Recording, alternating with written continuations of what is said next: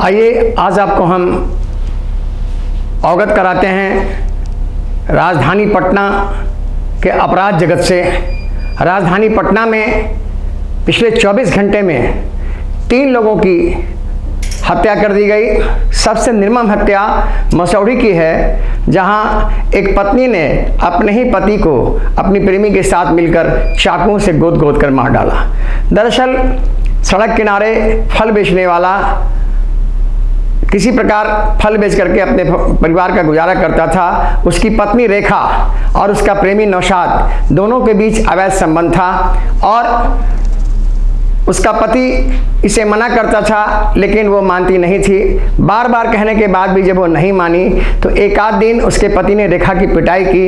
इससे रेखा तो नाराज हुई ही, उसका जो प्रेमी नौशाद है वह काफ़ी नाराज हुआ और कल रात घर में जब वो सोया हुआ था उसका पति, रेखा का पति, तो नौशाद पहुंच करके और चाकुओं से इसे गोद डाला। रेखा को जब पुलिस, और मजे की बात तो ये रही कि हत्या करने के बाद रेखा खुद पहुंच गई पुलिस थाने और ये कहने लगी कि उसके पति की किसी ने हत्या कर दी है। पुलिस जब घटनास्थल पर पहुंची और जब जांच पड़ताल शुरू किया तो ये मामला सामने आया कि रेखा ने ही अपने पति की हत्या की है। उसे थाने लाया गया। थाने में लगातार वो अपना बयान बदलती रही, लेकिन अंततः उसने स्वीकार किया कि उसने हत्या की है। और जैसा कि नौशाद जो उसका प्रेमी है उसे भी पकड़ लिया गया है और उसने जो पुलिस को बताया वो सबसे ज़्यादा चौंकाने वाला है कि रेखा ने ही अपने पति को सबसे पहला चाकू मारा था। पति पत्नी और प्रेमी के बीच आखिर पति नहीं रहा। अब जिंदगी, रेखा को 2 बच्चे हैं, अब जिंदगी रेखा की जेल के सलाखों में कटेगी, नौशाद की जेल की सलाखों में कटेगी, लेकिन उसके 2 बच्चे यतीम होकर क्या करेंगे यह तो आने वाला वक्त बताएगा। और अपराध की दूसरी घटना आलमगंज थाना क्षेत्र की है, जहां पर मोहम्मद सैफ अली जो एक रिक्शा चालक था उसे गोली मार करके मौत के घाट उतार दिया गया।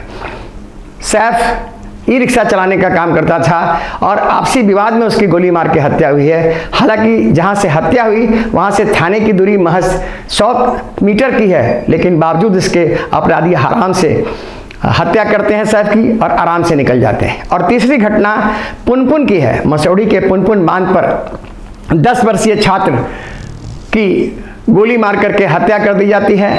वो घर से निकला था घूमने के लिए और जब वो घर पे नहीं पहुंचा तो उसके परिजन जब पहुंचे तो उसकी हत्या कर दी गई थी बांध पे। किसी तरह उसे जो है लाया गया पोस्टमार्टम रूम और पोस्टमार्टम रूम में उसकी पोस्टमार्टम करने के बाद उसके परिजनों को सौंप दिया गया। मैंने आपको कल बताया था, कल मैंने कहा था कि राजधानी पटना पूरी तरह कैपिटल क्राइम हो गई है। अब इससे बड़ा उदाहरण क्या हो सकता है कि 24 घंटे में 3 लोग राजधानी पटना में मौत के घाट उतार दिए जा रहे हैं और पुलिसिया चौकसी, पुलिसिया पेट्रोलिंग सारी धरी की धरी रह जा रही है। एक और बात मैं आपको बताऊं, मेरे पास तो उसका डिटेल नहीं है, लेकिन जो कुछ खबर हमें मिली है कि राजधानी के थाने में, एक थाने में कोविड काल में, अगम कुआं थाने में, यह सरकार द्वारा दिया गया जवाब है। एक आरटीआई में मणिभूषण सेंगर जो एक पटना हाईकोर्ट के एडवोकेट हैं, सीनियर एडवोकेट हैं और जनहित याचिका के बड़े मजे हुए खिलाड़ी हैं, मास्टरपीस हैं, मास्टर है एक तरह से। उन्होंने जानकारी दी कि अगम कुआं थाने में, मात्र एक थाने में कोविड काल के दौरान 15 अपहरण की घटनाएं हुई।